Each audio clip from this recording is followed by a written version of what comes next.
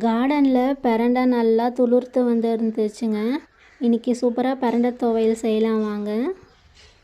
பிரண்டை பறிக்கிறதுக்கு முன்னாடி கையில் இந்த மாதிரி நல்லா எண்ணெயை தடவிக்கோங்க, இல்லைன்னா கை அரிக்கோங்க. முருங்கைக்காயில் தோல் சீவுற மாதிரி இந்த மாதிரி 2 பக்கமும் தோல் ஈஸியாக வந்துச்சுன்னா அது பிஞ்சு பிரண்டைங்க.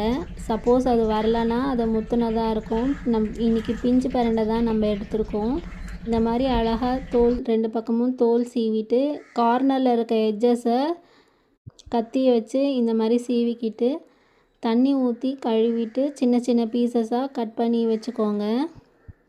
அப்போ தான் மிக்சியில் நல்லா அரைஞ்சி வருங்க.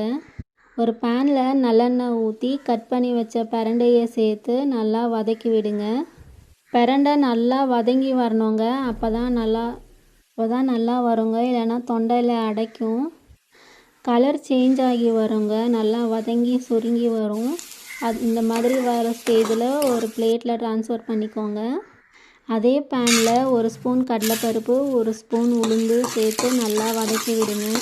4 பல்லு பூண்டு, ஒரு சின்ன துண்டு இஞ்சி, 2 பச்சை மிளகா, 2 சின்ன சைஸ் வெங்காயம், ஒரு பெரிய சைஸ் தக்காளி, ஒரு சின்ன துண்டு புளி, 1 டீஸ்பூன் மஞ்சப்பொடி, கொஞ்சோண்டு கல்லுப்பு சேர்த்து நல்லா வதக்கி கொடுங்க. வதக்கி ஆற வச்சுட்டு மிக்ஸி ஜாரில் சேர்த்து 1 ஸ்பூன் வறுத்த வேர்க்கடலையை சேர்த்து நல்லா அரைச்சி எடுத்திங்கன்னா சூப்பரான பிரண்டை துவையல் ரெடிங்க. சாதத்தோட மாதிரி காலிஃப்ளவர் பக்கோடா வச்சு சாப்பிட்டு பாருங்கள், டேஸ்ட்டு சூப்பராக இருக்குங்க.